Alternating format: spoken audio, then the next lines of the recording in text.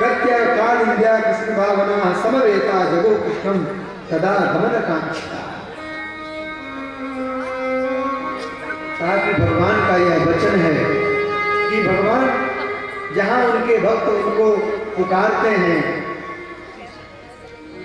वहां भगवान प्रकट हो जाते हैं। आओ हम सब मिलकर के भगवान को पुकारें। और गोपियों ने जो गाया उसको गोपी गीत कहा जाता है। 19 श्लोकों में है, लेकिन हम मात्र एक श्लोक गाएंगे, उसके बाद आगे बढ़ेंगे। आज रुक्मिणी जी का विवाह भी कराना है। गोपियां गाती हैं, गोप्यऊचुः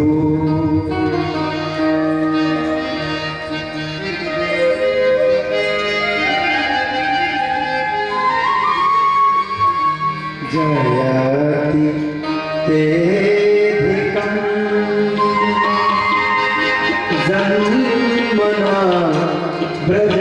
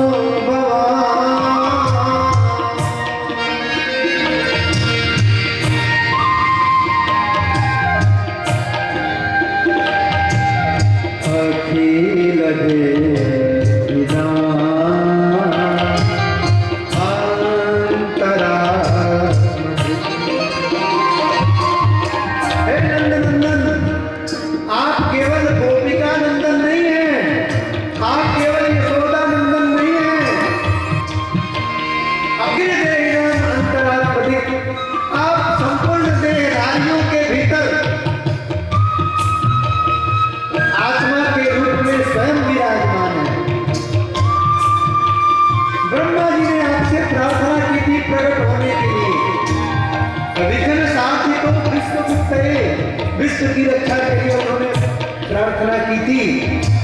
इसलिए आप शाश्वत सप्तवंशियों के कुल में प्रकट हुए हैं।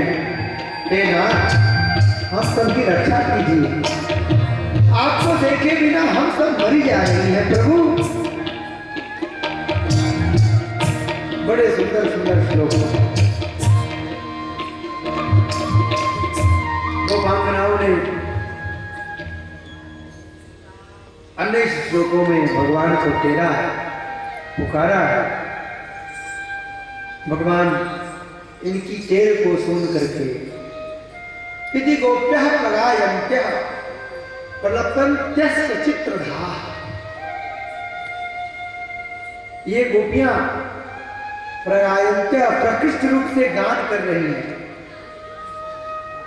नाना प्रकार से प्रलाप कर रही हैं, रो रही हैं।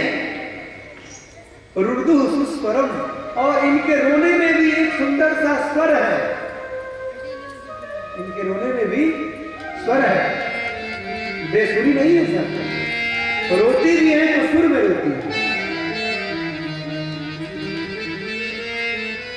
क्यों रो रही है भाई? कृष्ण दर्शन दास, कृष्ण के दर्शनों की लालसा में ये गोपियां रो रही हैं। और तभी तासाम आवीर भूत शौरी स्वयमान मुखाम्बुजा, उन गोपियों के बीच से ही श्री कृष्ण प्रकट हो गए। बोलो बाल कृष्ण भगवान की, राधा वल्लभ लाल की, राधा रमण भगवान की जय।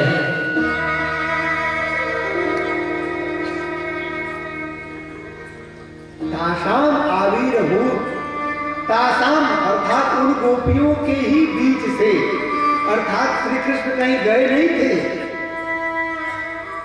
कहीं गए नहीं थे। उन गोपियों के साथ साथ श्री कृष्ण ने स्वयं एक दुपट्टा ओढ़ लिया था। पकड़िएगा, श्री कृष्ण ने स्वयं किसी गोपी का एक उत्तरीय वस्त्र लेकर के दुपट्टा ओढ़ लिया था, स्वयं भी गोपी बन गए थे। और उन गोपियों के साथ साथ वो भी रो रहे थे, वो भी खुश रहे थे।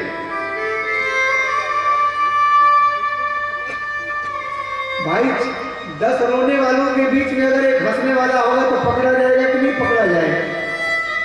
तो नहीं पकड़ाना है तो फिर रोने वालों के साथ रो।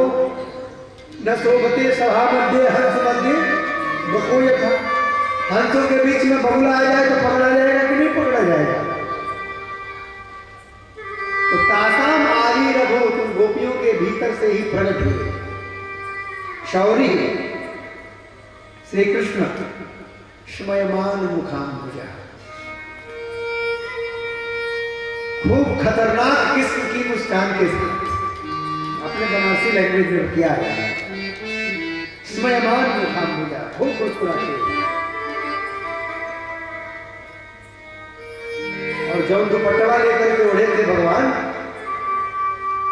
उसको पीतांबर धरा सगली, पीतांबर पीला अंबर, पीला वस्त्र, उसको लेकर के साक्षात मनमथ मनमथ, कैसा स्वरूप है? तो साक्षात मनमथ अर्थात कामदेव, जो मन को मथ दे वो कामदेव, मनमथ के भी मन को जो मथ दे, ऐसा स्वरूप बनाया है श्री कृष्ण ने। और पीतांबर लेकर के क्यों प्रकट हुए? मानो श्री कृष्ण अपनी पगड़ी गोपियों के चरणों में रख के ये कहना चाहते हैं कि देवियों, आप लोगों ने जैसी भक्ति की है, आप लोगों के अंदर जिस प्रकार की तितिक्षा है, सहनशीलता है, प्रेम है, उस प्रेम पर यह श्री कृष्ण आप लोगों पर बलिहार जाता है, अपनी पगड़ी आप लोगों के चरण में। पीतांबर धरा सगली साक्षात मनमथ मनमथ। गोपियों ने जब श्री कृष्ण को देखा तो गोपियां प्रसन्न हो गई। तब विलोक्यागतम पृष्ठम प्रत्युत्फुल्ल दृशो बलाः उत्तस्थुर युगपत् सर्वास् तन्वः प्राणमिवागतम। तन्वः शरीर में, प्राणमिवागतम, जैसे शरीर में किसी के प्राण आ जाए अचानक से, तो वैसे ही इन गोपियों की जो चेतना समाप्त हो रही थी, जो प्राण जा रहा था वो लौट आया। गोपियों ने अपने आप को संभाल लिया और संभाल करके सब श्री कृष्ण का दर्शन करने लगी। यहाँ पे 7-8 प्रकार के गोपी का वर्णन है कि कौन गोपी कैसे कैसे श्री कृष्ण की सेवा कर रही है, कैसे दर्शन कर रही है। समय का अभाव है इसलिए उसका वर्णन नहीं करेंगे। सुखदेव जी महाराज कहते हैं कि तद दर्शनाह्लाद विधूत हृदय, भगवान श्री कृष्ण का दर्शन करने से गोपियों का जो हृदय अर्थात जो हृदय रोग था, हृदय रोग हार्ट की जो समस्या थी वह समाप्त हो गई। तदर्शनाह्लाद विधूत हृदय। और परम पूज्य प्रातः स्मरणीय स्वामी अखंडानंद जी महाराज कहा करते थे,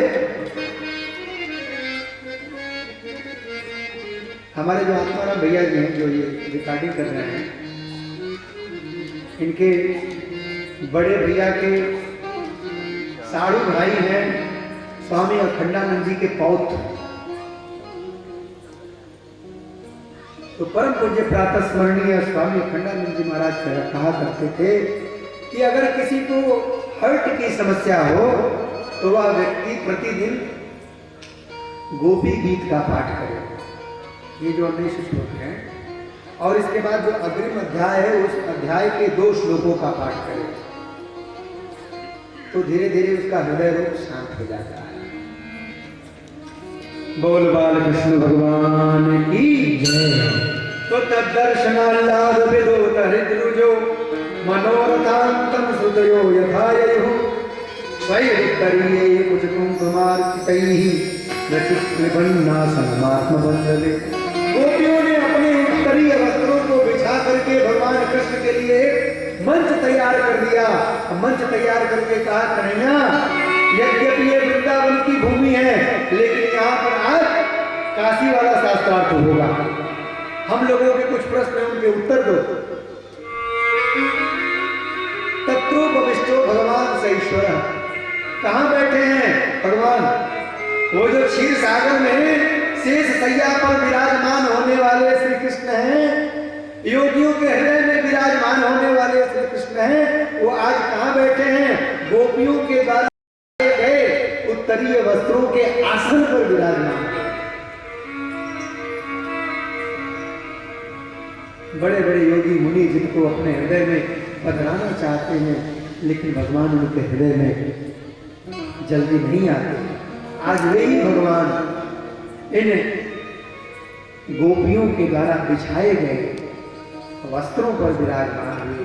गोपियों ने कहा कि श्री कृष्ण, हम तुमसे ये पूछना चाहती हैं कि भजतो नु भजत्ये का एक एतद् विपर्ययम्। संसार में जो लोग होते हैं, एक लोग वो होते हैं जो भजतो अनुभजंती, उनसे प्रेम करो तो वे भी प्रेम करते हैं, और एक एतद् विपर्ययम्, और दूसरे वो होते हैं उनसे चाहे कितना भी प्रेम करो वे प्रेम नहीं करते। लोभयांश भजन्ते का। और कुछ तो ऐसे होते हैं चाहे प्रेम करो चाहे प्रेम न करो उनको कोई मतलब नहीं होता। तुम ये बताओ इन तीनों में तुम कौन से हो? हम लोग तुमसे इतना प्रेम करते हैं, तुम हम लोगों को छोड़ करके चले गए, इतना रो रो के पुकारा तब आए। भगवान श्री कृष्ण ने कहा कि गोपियों, मिथो भजन्ति ये सख्यः स्वार्थै कांतो जमायते। जो आपस में प्रेम करते हैं ना, उनके भीतर स्वार्थ का संबंध होता है, इसलिए आपस में प्रेम करते हैं। पति पत्नी को प्रेम करता है, पत्नी पति को प्रेम करती है, पिता पुत्र को प्रेम करता है, पिता पुत्र भी पिता को प्रेम करता है।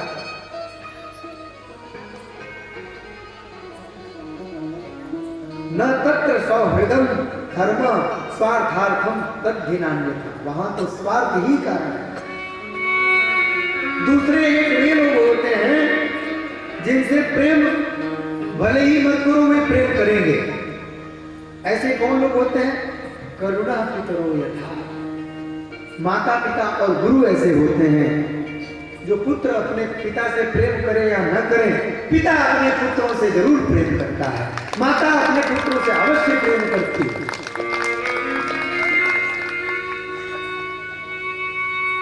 और ये तो कलयुग चल रहा है ना, ये तो भयंकर कलयुग चल रहा है। इस कलयुग में आज के समय में देखिए, पिताजी वृद्ध हो गए तो फिर कई बार ऐसा, कई घरों में ऐसा होता है कि पिताजी को फिर घर में जगह नहीं मिलती, उनको फिर वृद्धाश्रम जाना पड़ता है।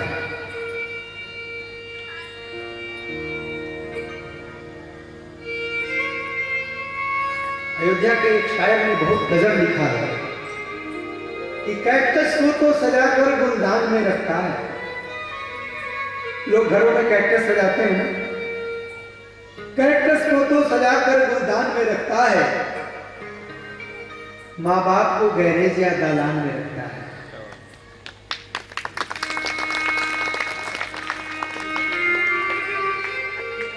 ये दुख की बात है, ये ताली बजाने की जगह नहीं है।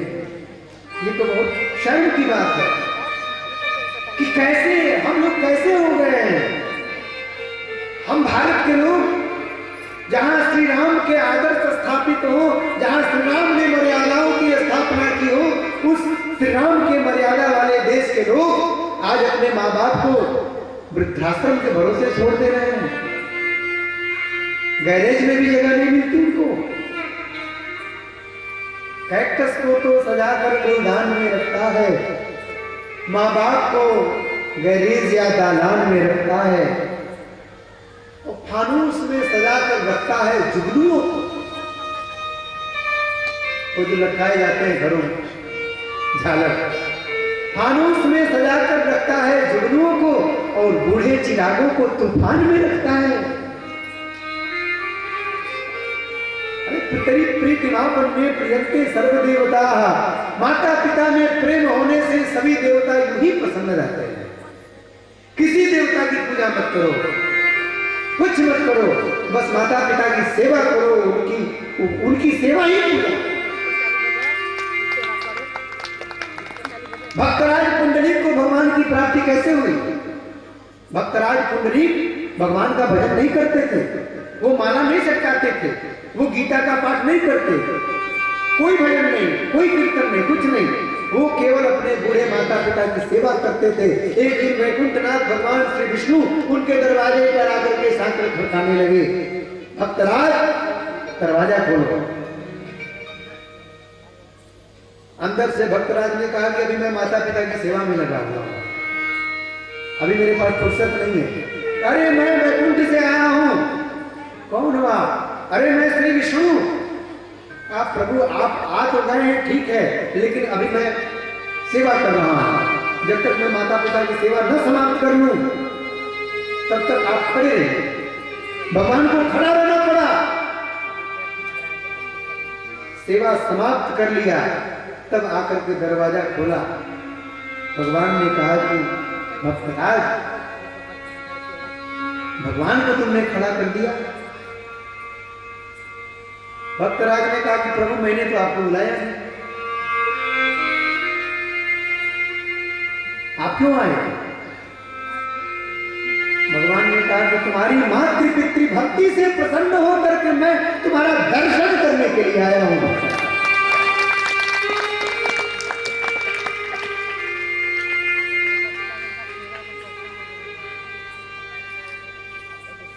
भक्तराज ने कहा कि प्रभु मेरी माता पिता की भक्ति, मेरी माता पिता की जो मैंने सेवा की है करता हूं, आप उसी सेवा के वशीभूत होकर के आए हैं ना, तो हमें भी अपने इन बूढ़े चिरागों को संभालना है, माता पिता को संभालना है।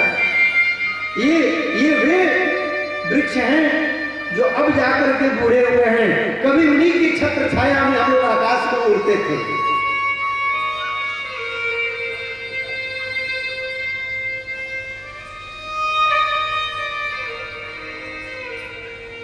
बूढ़े माँ बाप से यदि हमको धन संपत्ति न मिल सके कोई बात नहीं, उनसे उनका अनुभव तो मिलेगा। फलम दैवान न लब्धम चेत यदि उनसे हमको कोई फल नहीं मिल सकता है तो छाया के अनिवार्य थे, उनकी छाया तो कोई हमसे नहीं छीन सकता है। माता पिता की छाया बनी रहे, यही हमारे लिए सबसे मजबूत बात है, सबसे बड़ी स्थिति है। इससे बढ़कर के सौभाग्य कुछ नहीं हो सकता। जिनके माता पिता हैं तो वे लोग, जिनके माता पिता नहीं है उनसे पूछना, वे लोग बताएंगे कि माता पिता के न होने की कितनी पीड़ा होती है। जिसके माता पिता होते हैं, रहते हैं दीर्घ समय तक, वे निर्द्वंद रहते हैं। तो भगवान ने कहा कि करुणा भी करो यथा, करुणाशाली जो माता पिता होते हैं ये, इनसे प्रेम न भी करो तो ये प्रेम करते हैं।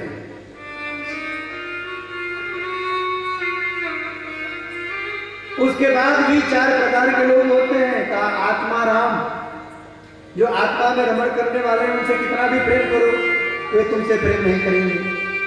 आप्त काम, जिनकी समस्त कामनाएं पूर्ण हो चुकी हैं, वे भी किसी से प्रेम नहीं करते। अकृतज्ञ, अकृतज्ञ और गुरुद्रोह और गुरुद्रोही, आपने जिसके ऊपर उपकार किया वो आपके साथ अपकार करे। उपकार का बदला तो उपकार से चुकाना चाहिए ना, लेकिन अपकार करे यानी कि वो व्यक्ति जो है कृतज्ञ है, वो भी किसी से प्रेम नहीं करते। बस उनको अपने स्वार्थ का मतलब होता है। जिस दिन स्वार्थ सिद्ध हो गया, काम खत्म, आपसे संबंध खत्म। तो गोपियों ने पूछा तब इनमें से कौन हो तुम? गोपियों, इनमें से मैं कौन हूं? आप स्वयं प्रयत्न करो कि मैं इनमें से कौन हूं। भगवान कौन है?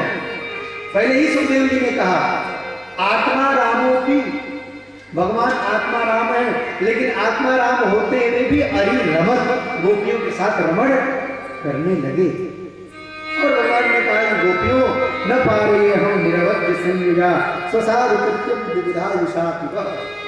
हे गोपियों, अगर मैं आप सबको ब्रह्मा की आयु दे दूं और ब्रह्मा की आयु प्रदान करके आप लोगों की मैं सेवा करता रहूं, आप लोगों का भजन करता रहूं, तब भी आप लोगों ने जिस प्रकार का प्रेम मुझे दिया है, जिस प्रकार से घर परिवार सब कुछ छोड़ करके मेरी आराधना की है, मेरा भजन किया है, मैं आप लोगों के उपकार का बदला नहीं चुका सकता। बोल श्री कृष्णचंद्र भगवान की। इसके बाद भगवान ने महारास किया है। पहले रास हुआ था, अब गोपियों के साथ भगवान ने महारास किया है। रेमे रमेशो ब्रज सुंदरी भी यथार्भक स्वप्रतिबिंब विभ्रमा। एक और उपमा दे रहे हैं सुखदेव जी महाराज। कैसे रमण कर रहे हैं भगवान? तो रेमे रमेशो ब्रज सुंदरी भी, ब्रज सुंदरियों के साथ। कैसे? यथार्भक, जैसे कोई छोटा बच्चा स्वप्रतिबिंब विभ्रम, अपने प्रतिबिंब अपनी परछाई के साथ खेलता है, वैसे कृष्ण इन गोपांगनाओं के साथ रमण करते हैं।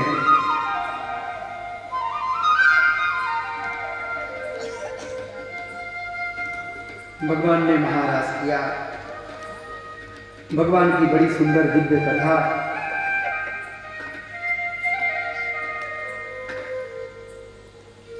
गोपियां भगवान श्री कृष्ण को प्राप्त करके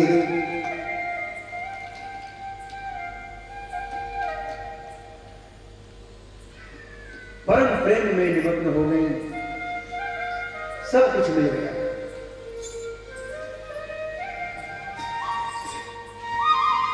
वह समय, एक रात्रि का समय ब्रह्म रात्रि के समान हो गया। ब्रह्मा जी की जो एक रात्रि होती है, ब्रह्मा जी की एक रात्रि में 14 मनवंतर बीत जाते हैं। और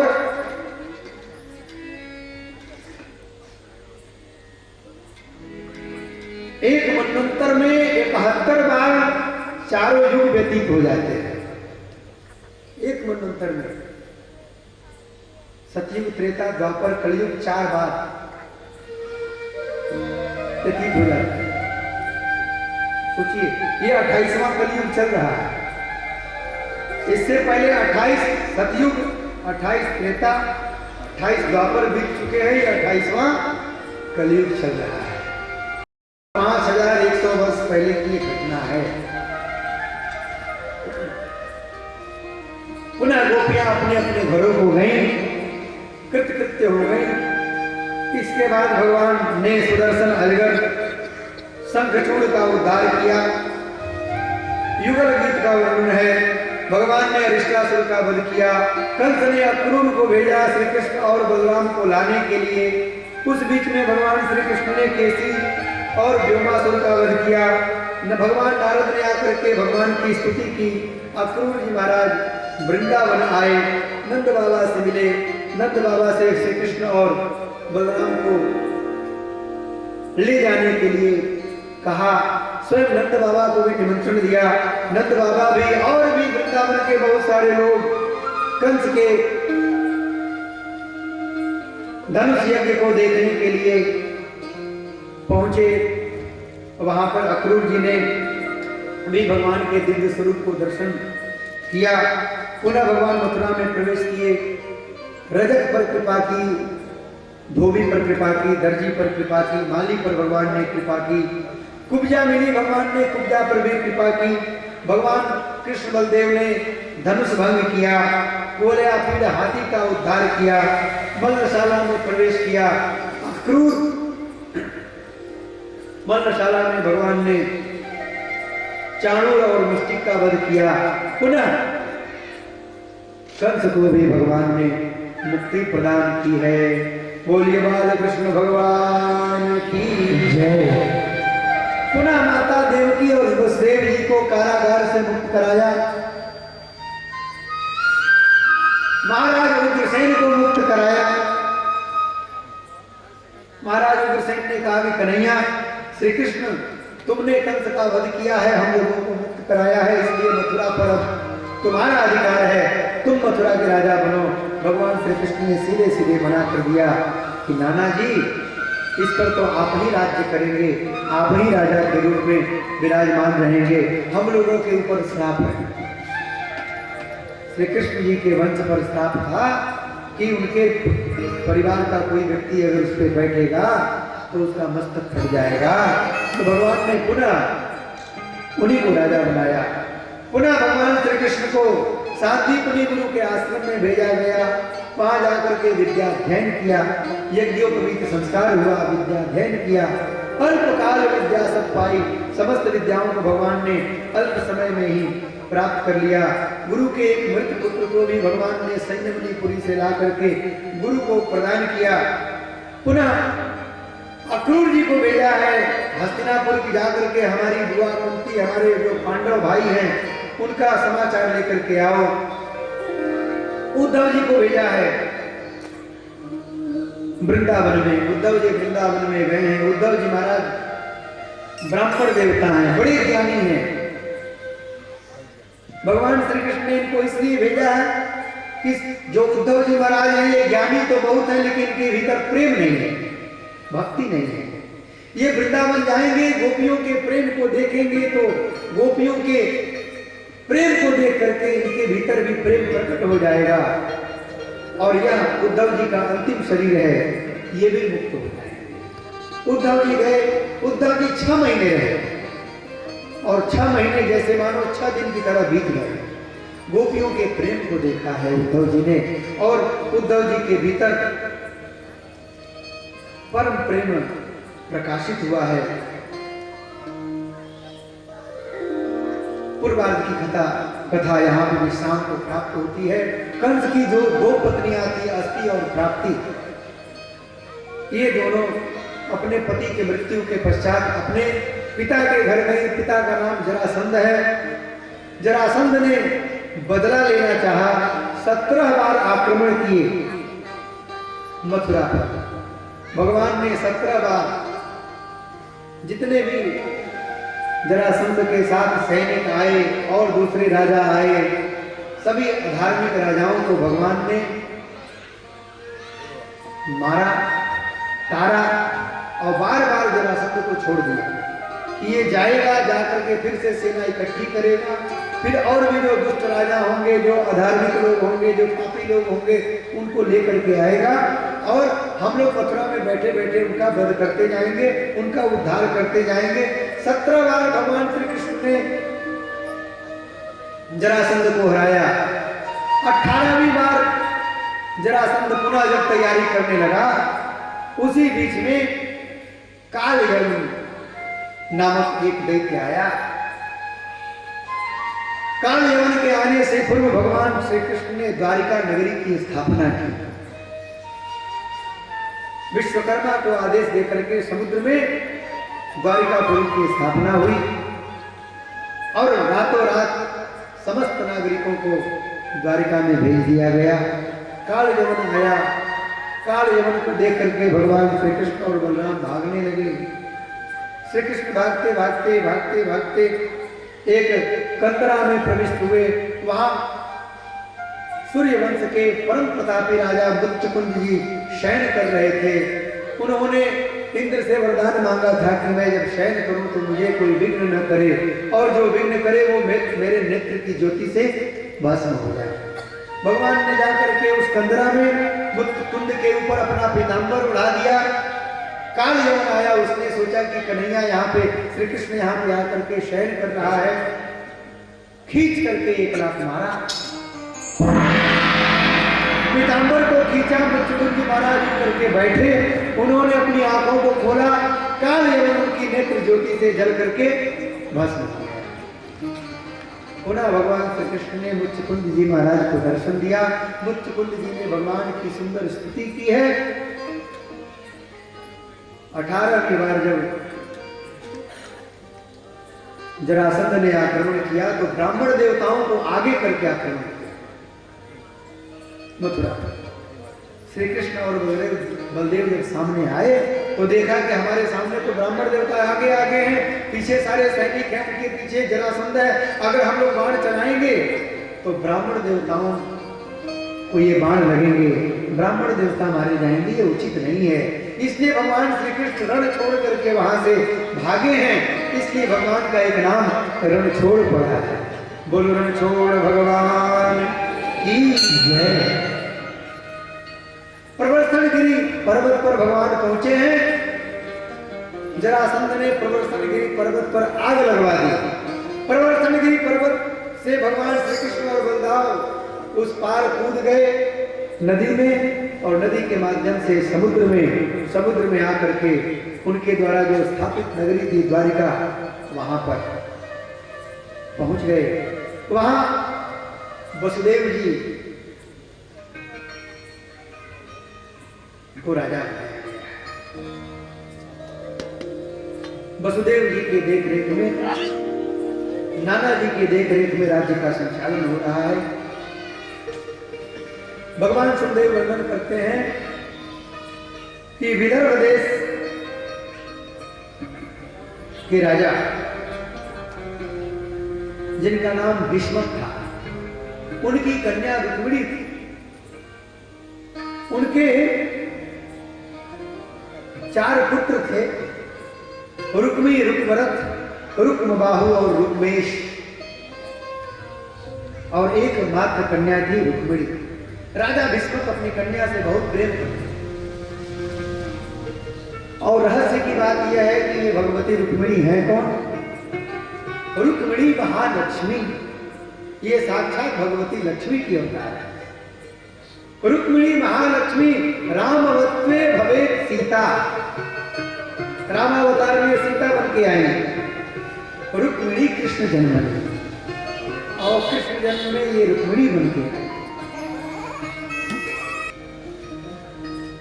भीष्मक का पुत्र जो रुक्मी है वह रुक्मिणी का विवाह शिशुपाल से कराना चाहता है, लेकिन जो रुक्मिणी है वे भगवान की कथा को सुन सुन करके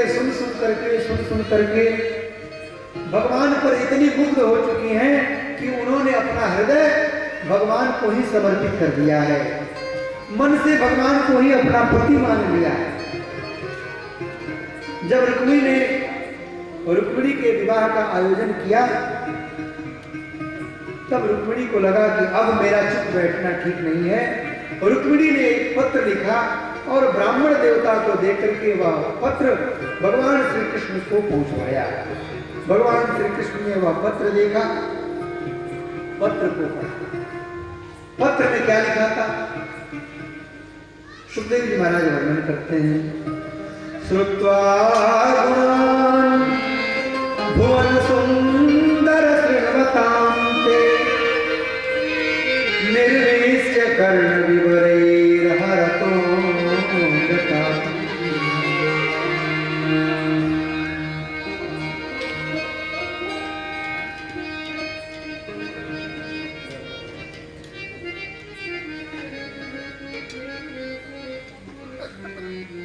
रूपम दृशां दिशमतामखिलार्थलाभं त्वय्यच्युता विशति चित्तमपत्रपम्। 7 श्लोक हैं, एक श्लोक की व्याख्या करते हैं।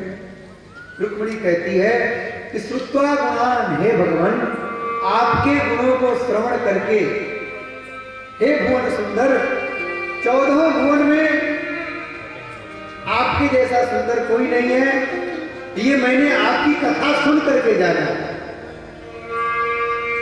निर्विश्य कर्ण विवरई हरतोंग तापम, और आपकी कथा मेरे कानों के माध्यम से मेरे हृदय में प्रविष्ट हुई और मेरे भीतर के जितने ताप थे, दैहिक दैविक भौतिक तापा, समस्त ताप नष्ट।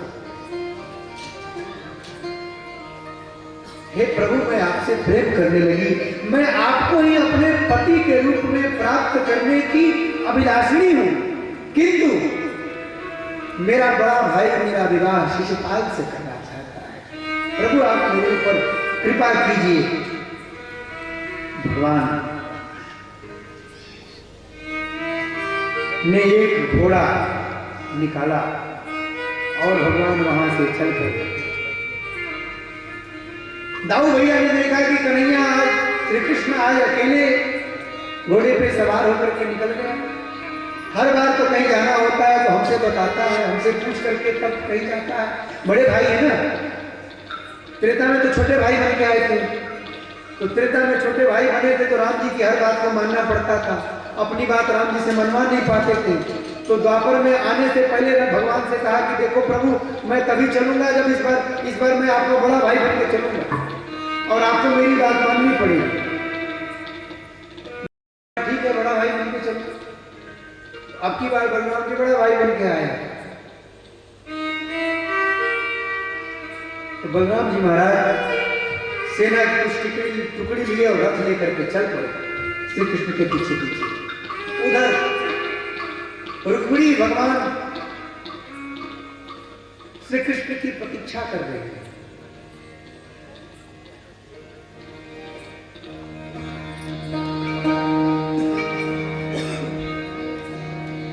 बहुत सुंदर चौक पूरा माटी माटी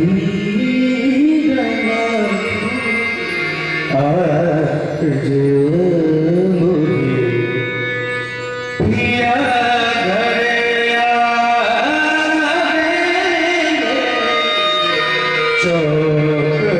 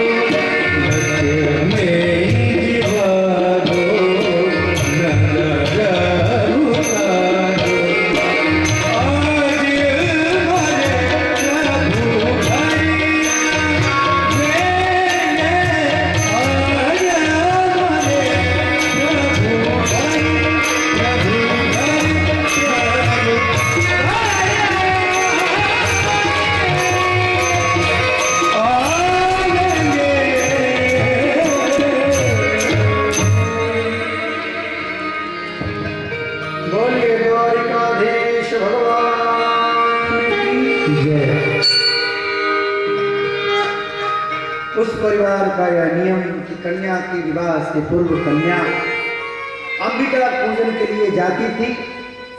पत्र के माध्यम से सब कुछ बता दिया था कि मैं जब अंबिका पूजन के लिए जाऊंगी उसी समय आप आइएगा और उसी समय आप मेरा हरण करके तो वहां से लेकर के अपने राज्य में चले आइएगा। भगवान वहां पहुंचते हैं, अंबिका पूजन करके भगवती रुक्मिणी बाहर निकलती हैं। देखते देखते भगवान श्री कृष्ण रुक्मिणी के पास पहुंचते हैं, उनको घोड़े पे बिठा करके भगवान श्री कृष्ण चल पड़ते हैं। शिशुपाल, जरासंध, रुक्मिणी आदि ने सुना तो भगवान का पीछा किया।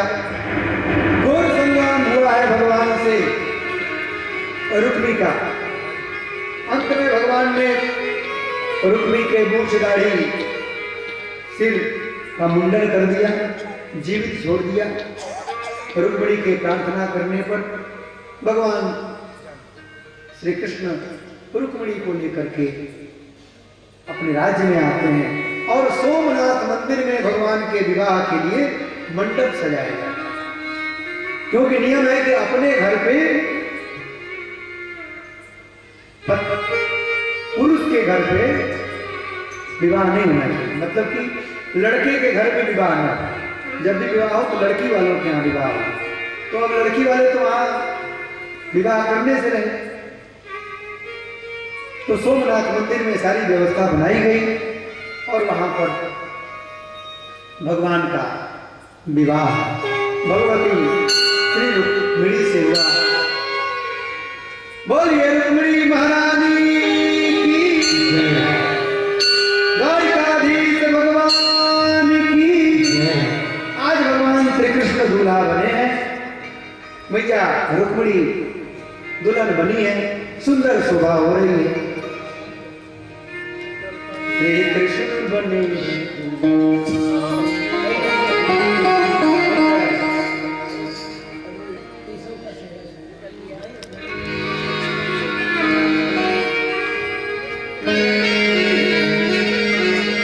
अंतिम भजन, उसके बाद में भगवान की आरती करेंगे, प्रसाद देंगे। और कल अंतिम दिवस है, तो कल सुदामा जी का प्रसंग है। आप सब जानते हैं सुदामा जी 4 मुट्ठी चावल लेकर के भगवान से मिलने गए थे, तो हम लोग कम से कम 1-1 मुट्ठी चावल लेकर के जरूर आवें। और कल सुखदेव जी की विदाई होगी, कल अंतिम दिवस है, कल जरूर कथा श्रवण करें। आइए एक भजन श्रवण करें।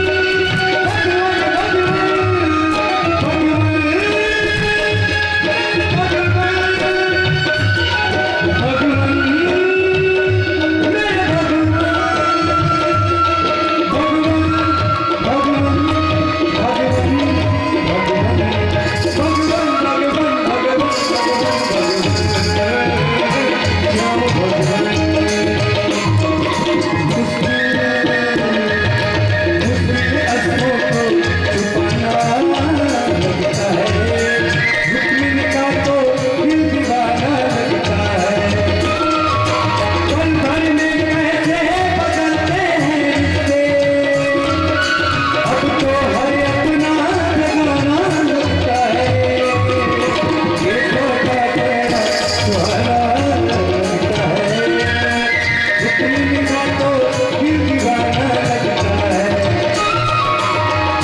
आज मेरे श्याम की शादी है, आज भगवान की शादी है। कैसा लगता है शादी है, आज मेरे श्याम की शादी है, आज मेरे श्याम की शादी है। दूल्हा बने हैं मेरे श्याम, दूल्हा बने हैं मेरे श्याम, जोड़ी का जवाब नहीं। दूल्हा बने हैं मेरे श्याम, जोड़ी का जवाब नहीं। जोड़ी का जवाब नहीं, जोड़ी का जवाब नहीं, जोड़ी का जवाब नहीं, जोड़ी का जवाब नहीं। दूल्हा बने हैं नंदलाल, दूल्हा बने हैं नंदलाल, जोड़ी का जवाब नहीं। दूल्हा बने हैं मेरे श्याम, जोड़ी का जवाब नहीं।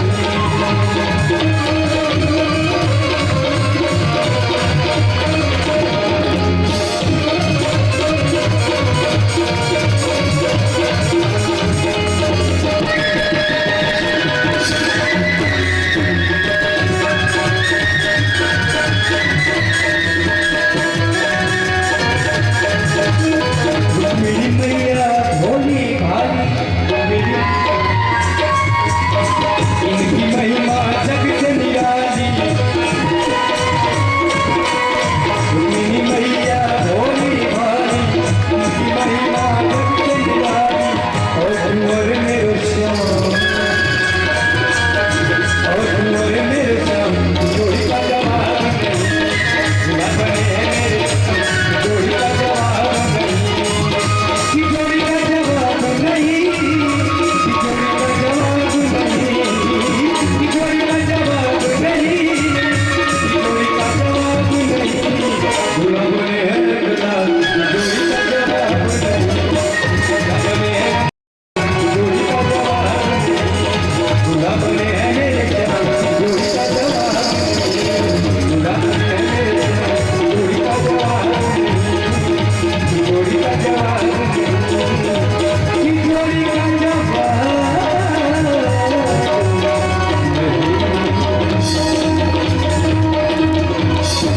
बोले कृष्ण कन्हैया लाल की, द्वारिकाधीश भगवान की। वेद विधि के माध्यम से भगवान श्री कृष्ण ने रुक्मिणी मैया से विवाह किया है। भगवान के 16,108 विवाह हुए हैं। एक विवाह आज करा दिया गया, बाकी विवाह कल कराए जाएंगे। सब लोग आइए, कल भगवान के और विवाहों की कथा कल होगी। कल सुदामा जी का प्रसंग भी है, हैं? और दक्षिण की जो अंतिम कथा है वह कथा। सब लोग खड़े हो जाएं, आरती में सम्मिलित हो जाएं।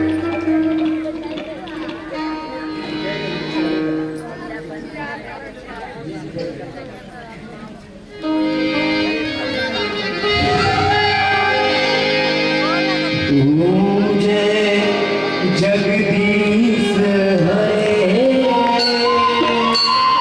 स्वामी जय जगदीश हरे। ओम जय जगदीश हरे। जो ध्यावे फल पावे, दुख दिल से मन का। स्वामी दुख दिल से मन, सुख संपत्ति घर आवे, सुख संपत्ति घर आवे।